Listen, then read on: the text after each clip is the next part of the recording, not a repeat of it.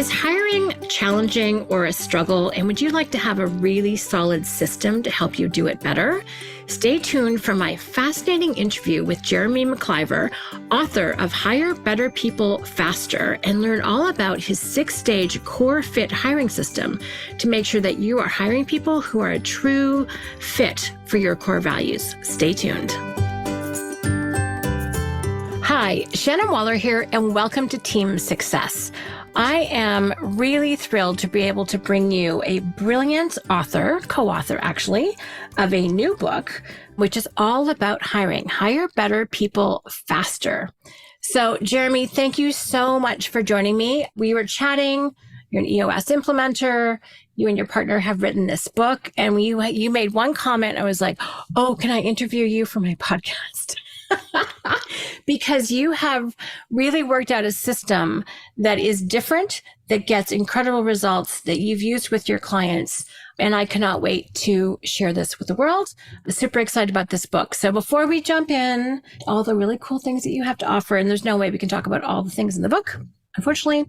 But Jeremy, why don't you introduce yourself and really talk about what really drove you to write the book? Like, what's your why behind the book? Yeah, well, thank you. I'm super excited to be here. I love the Strategic Coach program and being a member of it. And so it's been a great journey there. So first and foremost, who am I? I am a certified EOS implementer and an EOS coach for EOS Worldwide.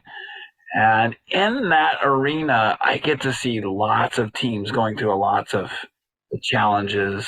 I was recently introduced at a wedding from one of my clients. Another leader on the leadership team introduced me as the guy that knows all of our dirty, dark secrets. I was hoping that was a good intro, but in that, I got to see what are the real challenges and obstacles. And that's a lot of the why behind this book. When you go back to so many of the things around this, it is the people that we have on the team. You read these great books, you listen to these, massive success stories, and it's always about the people they had there. How do we get the people? That's the big issue. Right. One of the obstacles I noticed is that there's stuff for hiring the leadership level, and recruiting things can be there and those things. But what we really need is the day-to-day, the frontline worker, the guys that are out there in the field working, and the ladies that are doing whatever.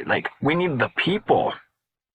So that's the inspiration between that. And, Ryan's been working and building the system, and we decided to join and write the book, and that's why we got it there. One of the things I want to stress, I read a lot, and I love curating books, and I only share books that I believe in, that I've read, that speak to me, and that are also well written and easy to read. Both of us have a very similar Kolbe profile. I want easy to read, easy to implement. That's kind of my success criteria for a nonfiction book. And this book is so great. You've got fabulous stories, great examples, a model, bullet points. You just tell it in a very accessible way, which I very much appreciate. So it was super easy to go through. There were neat points, highlighted lots of it. It was obviously a labor of love, and it's really well done. So congratulations. Thank you. We definitely wanted this to be more than a why you need to hire book, because I think we all know that. No. This is how. Yes, this is a how. This is a manual. I fully expect to see a worn out, weathered edition that's been folded and crumpled and sitting on the desk as somebody works through hiring better people faster. I love it. Well, let's jump in. And again, highly encourage you when you're listening to this to get it as soon as possible and buy some copies for the people in your company, because you're not the only one who does the hiring, right? So this is buy copies for everyone who needs to hire. And as we'll talk about later, it's kind of everyone's job, not just one person, but we'll save that for a little bit. So let's talk about your core fit hiring process. And you have a fabulous model, 6 parts to it, a lot of which some of those will be very familiar, but I want to dive into a couple of them because you have some different approaches and you have some, I would say, deeper ways of thinking and talking about it that people might be tempted to gloss over. You need to find better people faster. The better people is key because we're in a really interesting market right now when it comes to great who's. This is a little take on how to find great who's, right? And there's a lot of competition for good people. Some people want to rush the interview process. Some people, I want to talk about job descriptions because some of them sound horrific. Ones you related in the book. And it feels like there aren't enough good people out there. Or I hear a lot about, especially in the industrial area, where our school system haven't trained the right people. I just read a fabulous book by Temple Grandin called Visual Thinking. And just says we've kind of excluded those people because they didn't like algebra. So it's just like, how do we attract great people? Even if they don't look like they have all of the school accreditation that they need, which I think is another powerful conversation. So I'm very clear that finding like-minded, values-aligned, capable people who are passionate, it's the thing. So I'm so excited that you have delved into this very thoroughly, but in an easy to read way, important for me, into this process. So let me actually, even before we jump into your corporate hiring process, what are you noticing out in the world? Because you have a conversation in the book, because people say, oh, hiring's changed, or there's no good people out there. So what do you say when people throw that line at you, which I'm sure you've heard hundreds of times? This is the first time I've heard it's right on this podcast. If you believe that one, I have something more than a book to sell you. Yeah, so everybody, that's a common belief. And what's interesting is we wrote this book for the construction, trade-based type business, right? Because we felt like there was a lot of stuff out there that will use, Google or Apple or these kind of cultures that don't seem real when I got cement that's got to get poured at 5 a.m. I got, a customer that's going to be standing there expecting their food order to be delivered. I got these things that just virtual doesn't work. Foosball tables won't get. Like there's things that, I got to run a business. And so we wrote it for that. But interestingly enough, and that's why you see a lot of the tactical and the practical and like, okay, how do we really do this? I hear those exact things about we can't hire, or we can't find good people at every level of every kind of company. Lawyers are saying the exact same thing that HVAC techs are saying, word for word almost. Wow. There's no good help out there. You can't find people to show up. Everybody's got an entitlement mentality. Like these are common things. And in the book, we're going to go back and break down some of those things and show you that some of that's been around for a long time. It's just things have shifted a little bit in the way that it's being communicated. And so to get to the core of what's driving people, you will win. Okay, so let's dive into that. Let's dive into the core fit hiring process. Where does it begin? Where do you start? So it begins at the center. And when I mention the center, I realize it's the audio, but know that the very middle of our model, we have the core. Most leaders do not get what they want because they never actually say what they really want. And that is going to become a compelling and part of what we're getting ready to do is getting you really clear on what does it really mean to have a great employee, or a great company, a great vision of where you're going. And so we start with your core because if we can get you clear around that, we can begin to attract the right people. Ooh, so I love that. So it's really an attraction game. Is that what you're saying? It is. It is absolutely an attraction game. So if you're going to draw them, and we actually use an analogy, you'll hear in sales, farming and hunting, we have farmer salespeople, we have hunting salespeople, right? And that's always been a general term, like the hunters are the ones that can go out and figure out that one right prospect and go right after them. And farmers are the ones that can do more of account management, curate, build through a network type thing.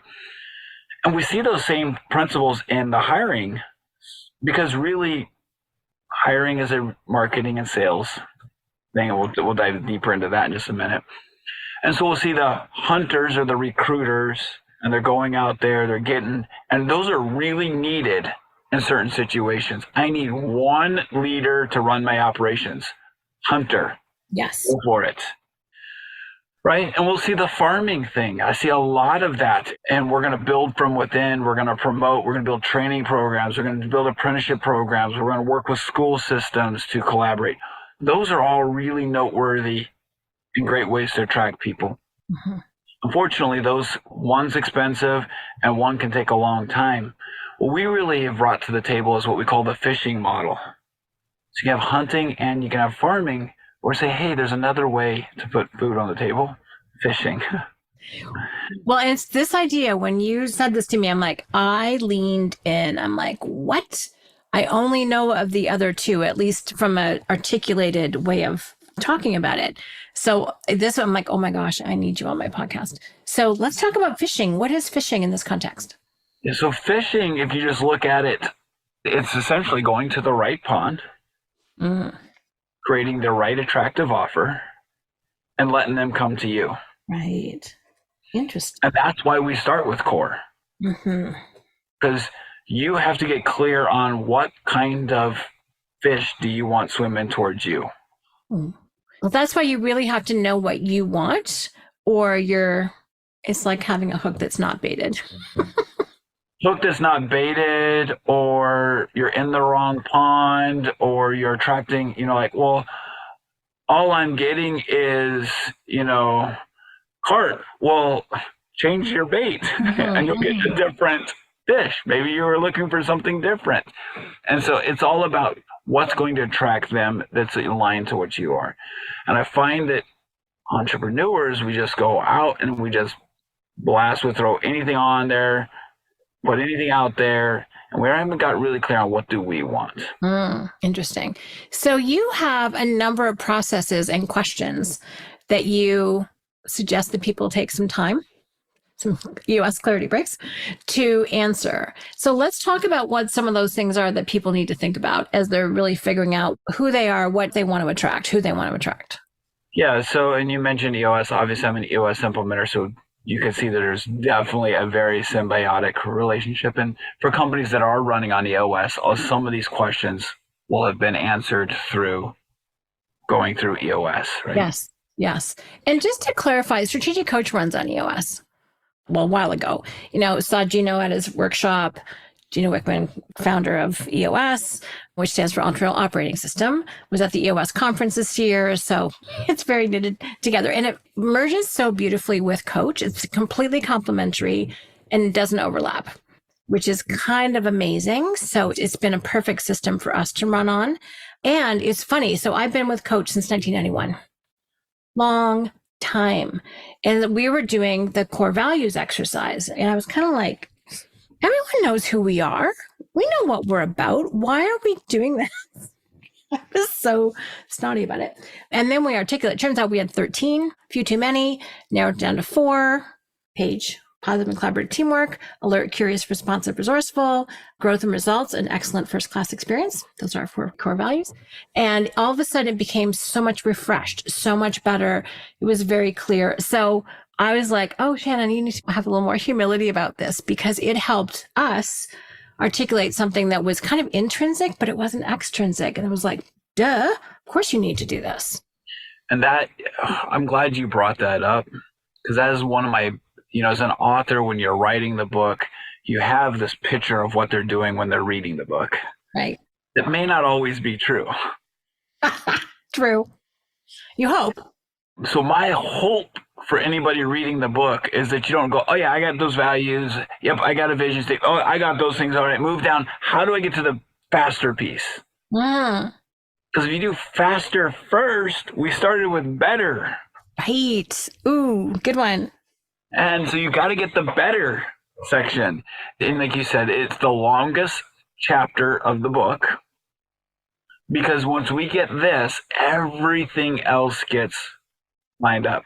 So there's an expression, go slow to go fast. And that's really what you're talking about here. Yeah, so go slow. And that going slow, if I could just beg, plead, urge to get us 100% authentic with it. So there's a story about a team in the book that it wasn't quite working. And we'll get when we get into the ads and all that stuff later.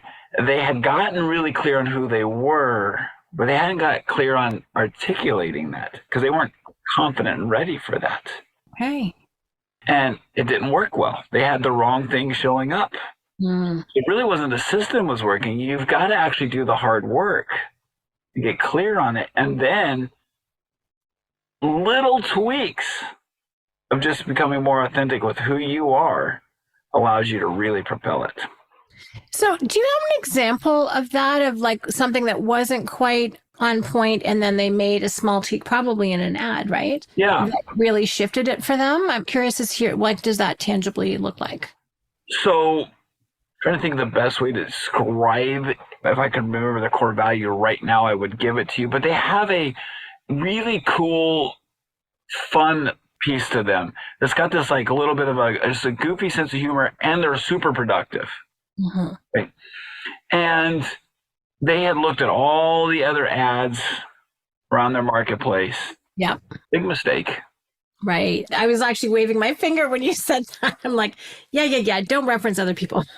The only way that cannot be a mistake is if you make sure yours does not look like any of them or even resemble them. That would be the only time I'd be like, okay, maybe you got a few bonus points out of it, but not a lot. You're better off just going to do what you want. And so they had took, because they really needed people. I mean, they were at the spot where if you have a pulse, I'll hire you. Yeah, if you can fog a mirror, you're good. You can fog a mirror, I need you. But they didn't let that goofy part go into it. Oh. Because we need people, and this is serious. Mm-hmm. When they let a little bit out, a little fun and creativity into their ad, a little bit of dazzle, if you say, of who they really were, it actually, boom, all of a sudden more ads. Mm-hmm. Now, what's interesting is they didn't realize this at first, but they actually had to get a little bit of that goofy into their interview now. Right. Nice. So it has to be congruent the whole way through. If you're not fun, and one of my core values is seriously funny. Oh, I love that. Mine is lighthearted, serious-minded. So I love it. And I'm very serious about both sides of that. I'm serious. We got some massive stuff we need to be doing. Let's move. Let's go. And if you can't laugh along the journey, we're going to struggle, right? Yeah. And so this team wasn't being inauthentic to have a little bit of goofiness in their interview and in their ads. It was actually becoming more real of who they were. And so if you don't have that, whatever your, I had a team when they're doing core values one time who wanted funny in their core values. It's in mine, right? So I'm not opposed to it. But the team was a very serious and stoic company, but they felt like they needed to have it, right? And so they're debating it. Well, are we not? We use Patrick Lencioni's 3 value traps, right? The aspirational, accidental, and permission to play. And they're discussing, and finally someone says, well, we have a fun committee. We've got to be fun. I thought, if you have a committee for it, we probably aren't a core value. And so those that are listening at it don't feel like the story, you have to be fun or caught up in your interview if that's not who you are. But when that team got that way, they got more relaxed. They saw people that didn't fit them as well. Mm-hmm. Because they were more who they were. Right? And then they found some gems. Nice. And then birds of a feather flock together. So if you want eagles, act like an eagle, you'll attract eagles, and they'll attract more eagles. Nice. I like that. And there's something else from, again, I get a little tired of the generational conversation, but I do think that hiring people born much later than I was born, one of the things that's happened in the marketplace, which I think is actually great, is that people are more interested in authenticity, more interested in transparency, and want to find meaning in their work. Is that something that you've discovered too? And so for me, this sharing your core values actually allows people to connect with you. It's like, yes, I've been looking for you. Where have you been? Yeah. Whereas if you don't do that, they don't know and they can't trust because you haven't said who you are. You haven't said what you're about. It's exactly true. Like, we have more choice now and are on our phone for where we could spend our time. Early 1900s, you worked at the GM factory because GM factory was what was in town, right? Right. My grandfather worked at the Corning Glass company for 40 years because in his town was Corning Glass. And you either had a job at Corning Glass or you had a job supporting Corning Glass, right? That's not the case anymore. So everybody can choose. Well, if they're going to choose, they're going to choose more around their why, compensation being equal. And actually, I find we have scenarios that some of them we pulled out of the book because they almost sound too unrealistic, but they're true stories of people taking massive cuts in pay over value and where they were going and the opportunity to be aligned to his purpose or a vision. We have story after story. We dabbled in it, but we cut some of them down because like this sounds unrealistic, like we're making it up. Well, I can validate that. I was literally talking to someone Friday night. The person took a more than 50% pay cut from their previous role because that role wasn't aligned. She didn't feel like it was the right fit. She took this opportunity. Now, first of all, she's going to end up with way better experience, way more opportunity to grow. You know, at some point she'll be writing her own ticket, but she took, man, I was like, that takes courage to do that. But there was the win. And truthfully, what she will end up doing, she'll fly so high. I've heard my own stories that validate exactly what you said. Absolutely. They're all over. And, and anybody, according to the book that you all have, the 10X is easier than 2X, right? That's exactly what's going on with those kinds of people. So, Bam. Yep. that's a great book. And in that, that's people that are really looking for it. And that's the people you want on your team, right? Or people that are like, no, I want to be behind this. I want to this direction. So it's extremely important that you share it from your core. And I'm going to reiterate that core because when it comes from way deep down within, people resonate. Right. It connects. It works. And it works in the trades really well. People say, I have a steel company. Well, you know what? I was implementing EOS for a steel company that thought this core values thing was, we weren't going to get so far with that one, right? But they did it because it's part of the process and they're getting great results with their stuff. And they did it with all their heart. They started probably about where you just shared, right? A little bit like, okay, we'll do this for the fun of it, for what Jeremy's telling us we have to do, and we'll get through this and we'll move on to the valuable stuff. Right.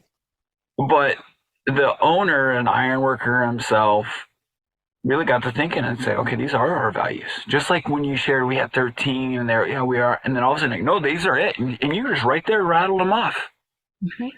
And then he got up and delivered this to his ironworker employees, rough guys, right? Tough guys. We're in Phoenix, Arizona, the hot sun, rugged. They're proud of their ruggedness. And he got up in front of them, and I had the honor of being there for this one. Yeah. And he said, guys, we're doing this EOS thing, and it's been really good. They've taught us a lot, and we're really growing. It's been transformational, our business. And they said we had to do this core values thing. And I thought it was stupid. But I got to thinking, what really matters out there? We have 4 things I want to share with you.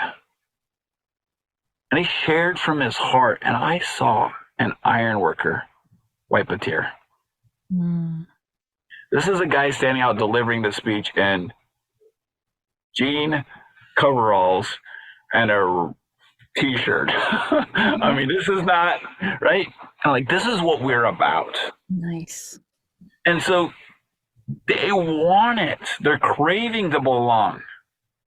And so get clear on your core. We go through that in depth, spending time letting you think about what your answers are to these important questions. We can track people that want to do exactly that. Oh my gosh. That's an inspiring story. Thank you for sharing that. So let's talk about, you've got a 6-part system. We will not have time to jump into all of it, but it's find, automate, interview, onboard, engage, and assess. Those are the 6 steps. after you figure out your core and you share your core. And I do want to touch on something we've been kind of alluding to a little bit. Well, actually, two things. Job descriptions, not making them 7 pages, and also the fact that it actually is a marketing activity and not just a responsibility of HR. And a fun little story, which I don't think you'll know, Jeremy. So someone was talking to Babs about our structure. They're like, oh, well, we need to have an HR department. She goes, I refuse to have an HR department. We're all in HR. Like she was like, forget about it. We're all in the people business. No one gets to do this. So we actually do we have someone who does HR functions? Yes, we do. However, it's very much about finding people, taking care of people, if necessary, exiting people. It's all of our responsibility. She did not want that just focused in on one human. And so we have recruiting managers. We've got people whose sole focus is finding great people, which is why this information will be super helpful. But I thought that was kind of cool and enlightened. My background is organizational psychology. So I'm like, that's kind of cool. But particularly to go back to you, what you're saying, and there's this great quote in the book that I highlighted, recruiting is a marketing activity and everyone is responsible for it. So Absolutely. yeah, so let's talk about that. And when you switch your mindset to exactly what that said, that this is a marketing activity, you will begin the big pivotal change of actually getting the people you want. I see, and I work with a lot of different teams. I'll see them master marketing. Like they got it down. They can get clients, like they know how to do that. And then we look over at the people and like, but we don't know when to do the work. Like, can you just take what you just did, but move it over to the other part? Mm-hmm. We were doing a lot of the coaching and the training, and what really propelled us to put the book together and say, okay, we're going to go for it, was when we started noticing team after team after team whose annual planning goals were lowered, not because they couldn't get clients, but because they couldn't get team members. That's crazy. It's a marketing activity. And then from that, it's everybody's job. How do we engage everything? And we're going to give a ton of content inside the book around how do you get everybody doing this. Mm-hmm. This is not one of those areas that you want to just delegate and forget. Yeah. And everybody that knows me knows I am a master at delegating and forgetting. And I love it, except for when it's like the critical path for your business. And so we want to engage everybody in that and then look at it from a marketing aspect. I have a lot of teams that will actually split this up even. Oh. Right? The accountability, if you think about it on the accountability chart of it, right, of an EOS accountability. Right. Chart. And they'll put recruiting, employee brand, that stuff in the marketing accountability. That is so cool. And then they'll put the HR functions of payroll, compensation, benefits over in the finance or HR area where it belongs. I love that. And so don't feel like you have to say, oh, I got to have one person. No, it gets split up. I was just talking to a team this morning before our podcast that the marketing leader, they needed an integrator. The company needed one. Couldn't get one. Guess who got it? The marketing leader. Amazing. Knew how to go out there, attract, find the right, do it. And then I just met the new integrator and he's super pumped, super excited. They've done tons of core value fits. They know who they are at the core, but it came from being able to take these principles and just go to marketing. Nice. I love that story. Makes me excited for people. That is a profound statement. People were lowering their goals, not because of a lack of clients, but a lack of team members to deliver on those promises. This is huge. This is why you wrote this book. It is. That's insane. Let me throw a little bit more onto that one, though, after you said that.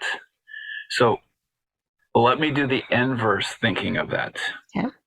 So one, they can consciously see, and you might be, if you're listening, and think, okay, yeah, I did lower my goal because I couldn't get the people.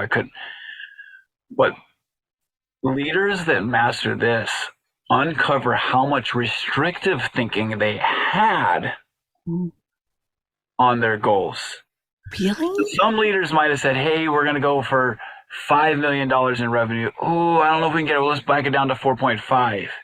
But the 5 was already a restrictive mindset. Whoa. And so when they can unlock that, no, we can. We can get the who's from who, not how. We can do this. Now what do we do? And they unlock the potential. And now the 5 is 6, 7, 8 because of that. And that's what you're seeing. You're seeing, I'm going to call it exponential growth, when they really dial in this system and they do all the things that you've said. And we're going to touch on a couple of them before we wrap up. But when they do that, they actually, as you said, have the confidence to go higher. And this is interesting. Something I've learned about my own thinking is that until I have the capabilities in place, I don't set much bigger goals. And I have strategic, so I'm not small-minded in any way. But until I know the capabilities are there, which is why who, not how is so critical. Because if what I can do is this big compared to what I can do in teamwork with other people is gigantic, right? But I have to be confident in that. And if I'm not, I don't think big. So I totally get what you're saying. That inverse is very much true. And there's a part of just hearing that you can force your brain to think bigger. Yeah. Like, try, push. It's like when you're going to run, I like to run. Okay, I'm just going to run faster. Right. Okay, well, I can only do a little bit more of that. So if I'm at 5 million, I might think big, 5.25, 5.5. But when it's like in the DNA of the blood and you're just like, no, we can conquer because I know we have a system, that's when it exponentially grows. And so I'm seeing it in the feeling, and I love how you articulate it. Like, we're seeing the exact same thing. Yeah. And that's one of the ones I love about watching teams unlock their ability to get the right people to go to the right place from. So in the spirit of 10X, this could be your key. Absolutely. But the fact that it is actually one of the key obstacles to growth, that's a big takeaway for me in this. And you've seen what happens, and there's stories of radical increases in revenue and profit with enthusiasm, with joy, with commitment, with passion, which is so amazing. All right. Just because we can't talk all day, although you and I could, we definitely could. I wanted people to leave with some tangible things. Okay, you talk about the disaster of like up to 7-page job descriptions. So do you have coaching or a recommendation for how long a job description could be or what not to do? Because I always think that's useful too. Yeah. So, and job descriptions and job ads are different so that we get those two separated, right? Because I do see teams put job descriptions on job ads. Right. And how many times have you seen this where you're driving down the road and you see a billboard for a company and it says, hey, this is the kind of customer we serve, and if you don't meet all of these criteria, don't even call us. Have you ever seen that? I've seen that in job ads, but usually when we're marketing our customers, we don't say that exact word, right? 100%. That's a bit odd. But why do we say it about our ads? Like, need not apply. If you don't meet, like, okay, whoa, let's tame that back. Let's get clear on what we want. And so that's one thing I would say in job ads is get very specific about what you're looking for. I see more ads that aren't exciting. Like, I wouldn't apply. Yeah. I want to know what he is. Right. We're finding right now, and we're always, working on algorithms and stuff because technology does take a piece of this. How long should a job ad be and what should be included in? There is a little bit of that technology plays a part in. 1,500 words seems to be a fairly good size. It's lengthy enough to get search engines to work right if you're using anything like that, but it's short enough and concise enough that we don't bore them to death, right? Right. That's very helpful. Okay, cool. Yeah, so that gets us close there. And then just be specific. Use words in there that are, I talked about the fun and cool culture, or if you're a hard driving culture, right? Show that. Yeah. And you should have a big percentage of people that are turned off by your ad. Which is the aim of really good marketing. Absolutely. As Joe Polish said, you want to sift, sort, and screen in the right people and repel the wrong people. So you should do that. And one of the best ads, and I'm going to mangle this example, there was a great sales letter that went out, and it was for, I think it was for like a trip to Africa. And what it said was, this journey is going to be incredibly difficult. It's going to be hard. There will be risks. I don't think it said you may not make it home, but that was a little bit the implication. Anyway, they had this deluge of people who were a right fit because they actually said it appealed to the right people and repelled the wrong ones, right? So being really direct works. Mm-hmm. I love that. I love that. You want it to sift, sort, and screen in and repel the wrong. Yeah, so we have a team that had a core value of fire in your belly. Hard charging, go-getters. If you want to go 100 mile an hour all the time, perfect team. They're going to wear you out. And so they made sure their ad was that way. Everything, right? Their interviews are like, if you don't like this momentum and this pace, get out of our way. We're going to run you over. And yeah, people are like, oh, no, that's not what I'm looking for. Which actually really does that candidate a favor. There's nothing worse than accepting a job, going through the training, and then 3 months later you wash out. Like, that's not a good part of your job search. So I think being really direct about that is... But then so many people join the team that are that and are so happy they finally met their people. I know, right? They finally have found their home, their work home. When I found Coach, I was like, finally, I found my work family. It's definitely my work community, but it was like, I am at home here. And you know, because we have similar profiles on a few different realms, it's rare. Like to work with entrepreneurs, 100% my happy place. Corporate, I don't get it. Mm-hmm.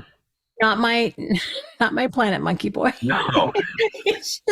But it works best for everybody to filter through, and they begin attracting and they begin doing more. And think about it, if you're in that kind of a culture and that kind of environment that you fit and you like it, the people, and it's achieving a lot of your why, and Simon Sinek has to start with why, and all this we know about the why.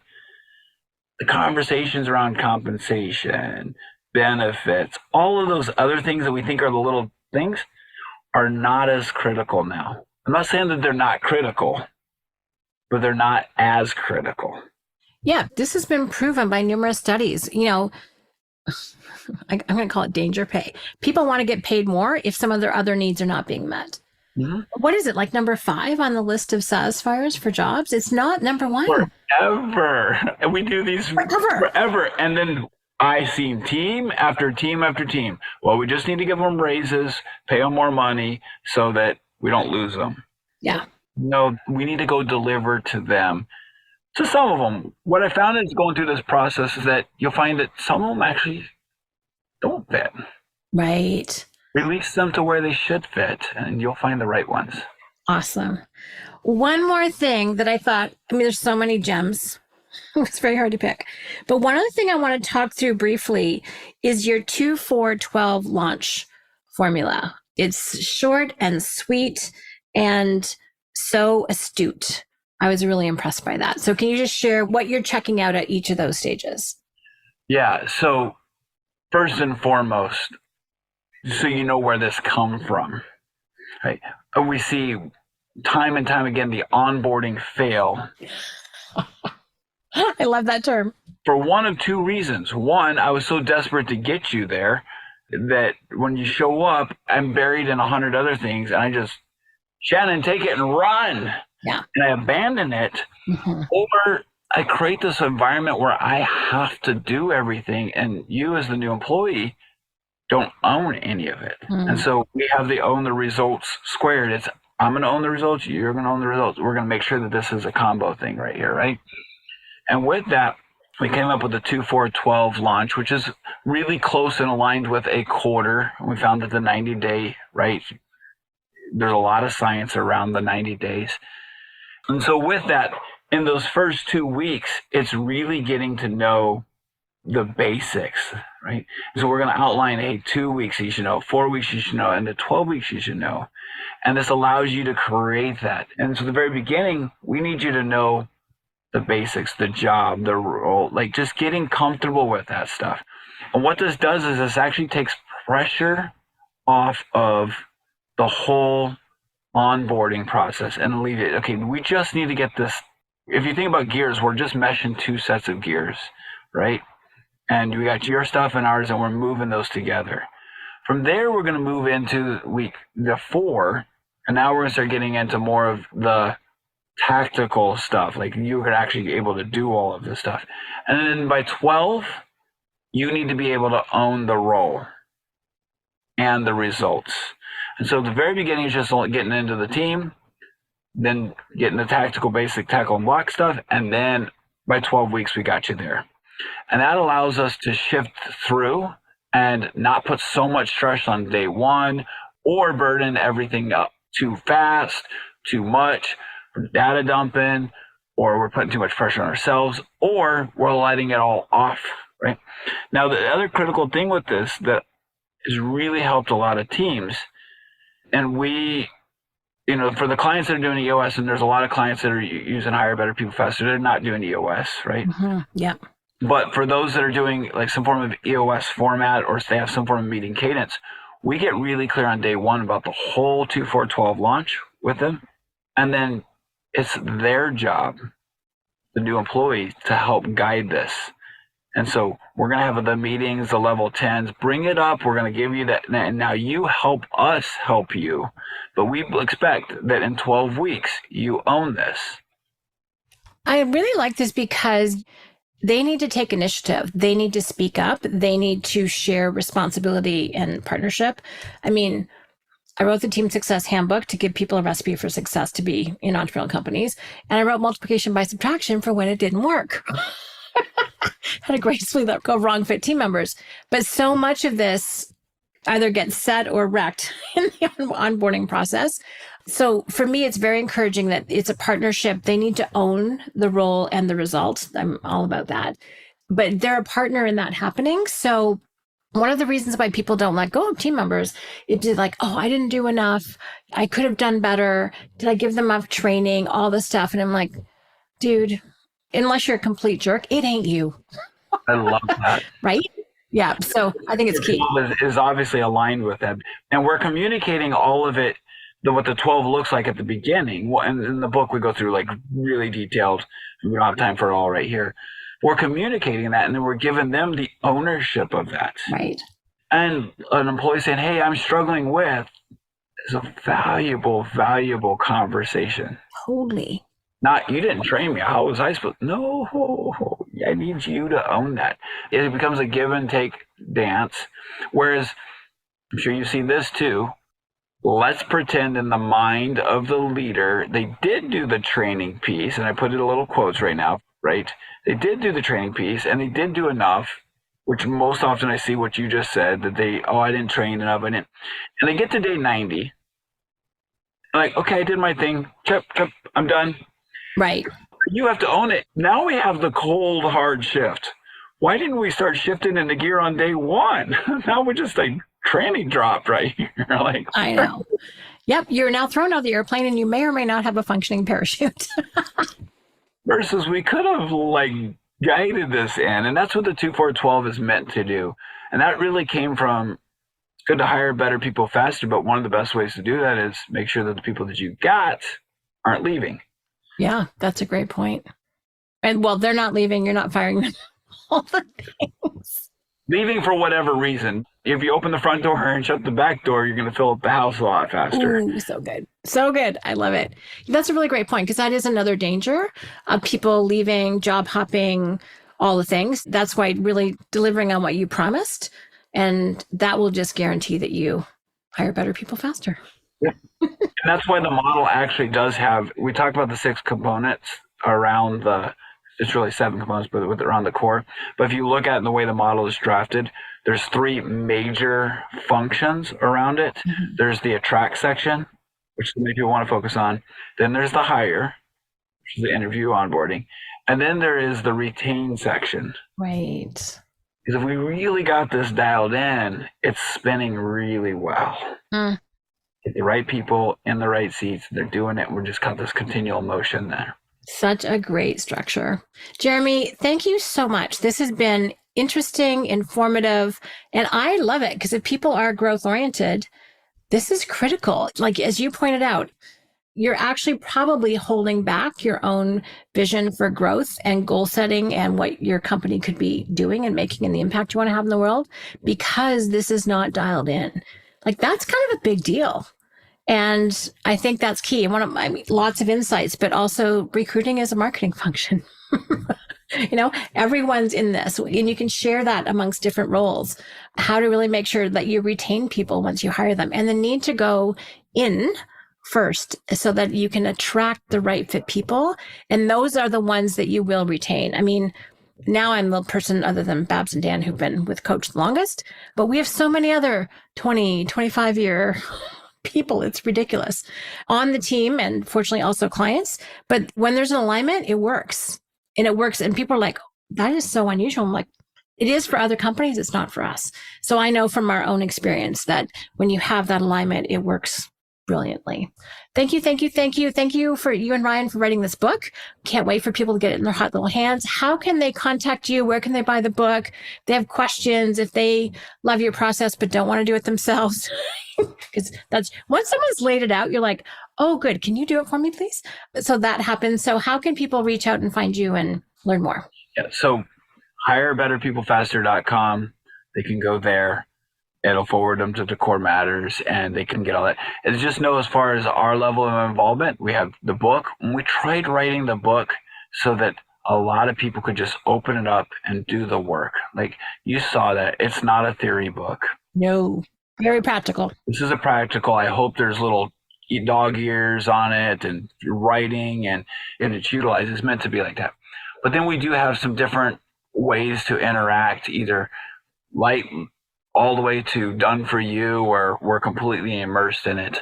None of this is theory to us. We are living it every single day. And so I invite you to just explore the best way to unleash the potential for your team. I love it. Jeremy, thank you, thank you, thank you for your time. As I said, teams and unique ability teamwork is 100% where my focus is. People in business, I find endlessly fascinating and motivating. And your contribution and your take on this to me is extremely helpful. It is practical, it is tactical, it's wise, and it's easy to read and easy to implement. So I'm very appreciative that you put this out into the world. Thank you so much. Thank you. I appreciate it. Thanks for having me. I hope you enjoyed this interview about how to hire better people faster. Thank you so much for listening. If you have any questions or comments, please let us know at questions@strategiccoach.com. And as always, here's to your team success.